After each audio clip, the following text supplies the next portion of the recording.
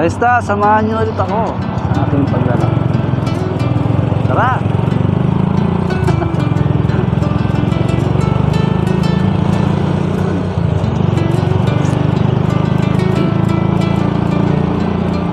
Meron pala ako na-discover, mga kaista. Paano mas mabilis pa ang biyahe. Ha? Ito, papakita ko mamaya sa inyo. Ha?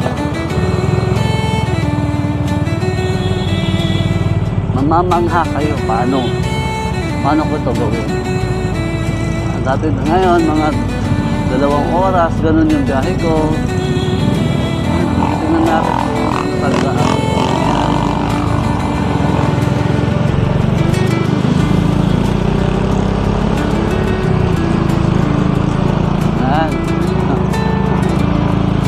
Mamaya, mabalik ko itong camera. Tingnan nyo kung paano magiging mabilis yung aking biyahe.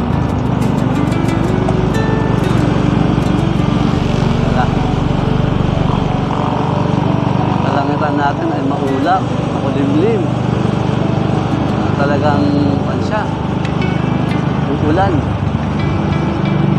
Lapit na nga pala ang tag-ulan, mga kaista. Kalahati na po tayo ng Mayo. 2 linggo na lang ay June na po, June. Ang June pa naman ay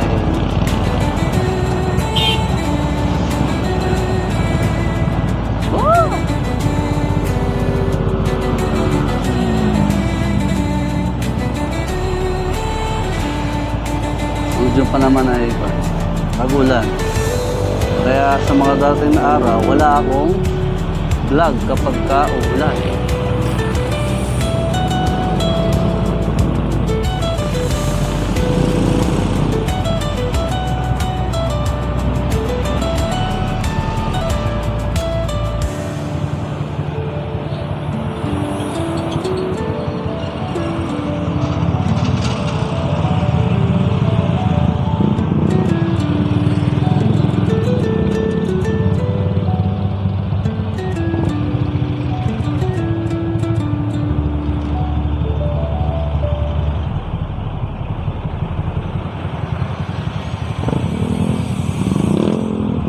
Paliko po tayo ng Bayani Road.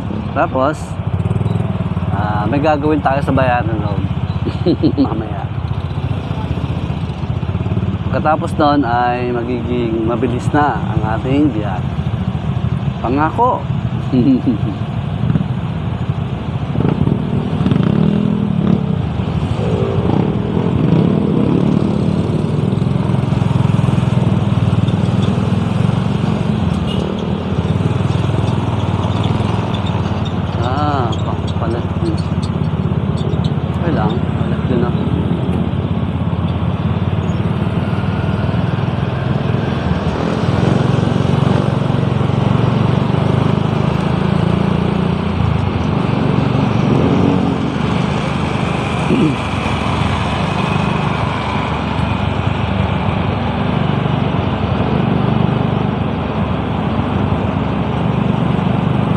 Actually, nagsimula na nga kanina yung mabilis ko na biyahe.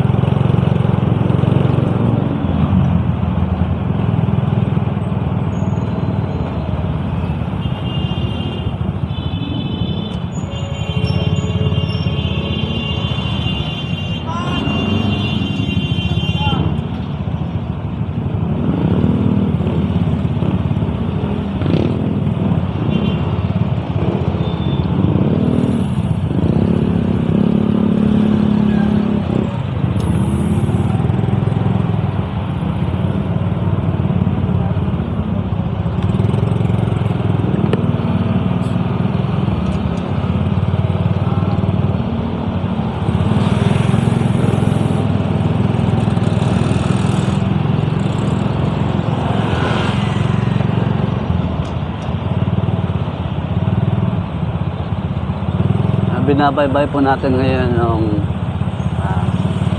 Bayani Road.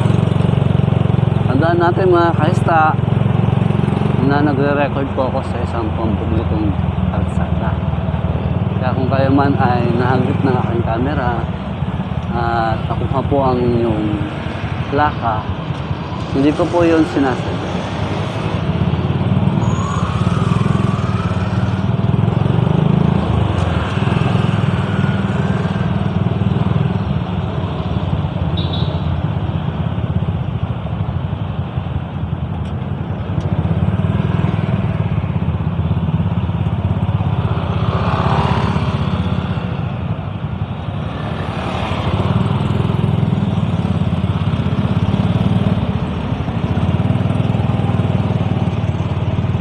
Kung nahagip naman yung inyong plaka at ayaw nyo pong, pwede nyo po akong i-message sa comment.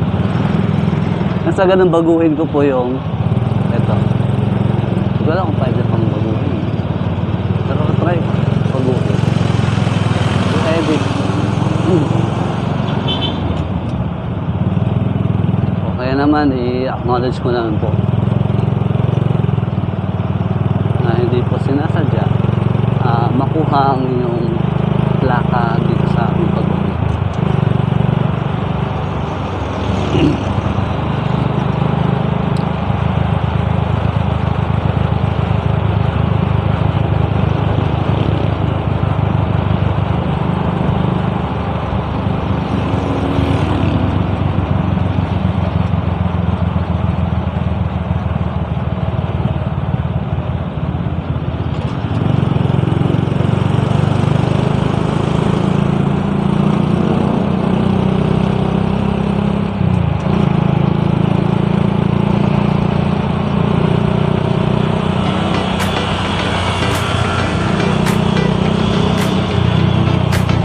Pansinin niyo po yung ating kalangitan, napakakulimlim. Sana nga, kalahati pa lang ng Mayo, ganito nakakulimlim. Ano pa kaya pagdating ng tag-ulan? Nagiging tag-ulan.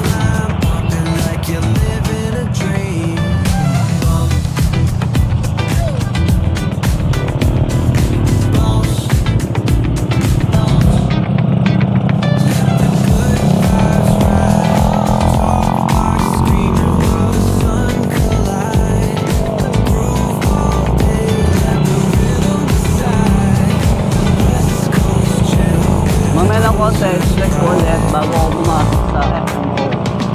Wala, no? Naalala ko tuloy yung FMO. Naalala ko tuloy yung FMO. Ano kaya ibig sabihin ng FMO nila? Oo, tayo pumasok dun sa FMO C6. Check ko muna kung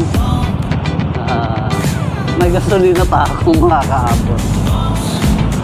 Yan. Pero sa tingin ko, makakaabot pa. Sobrang tipid kasi nito. Napakatipid.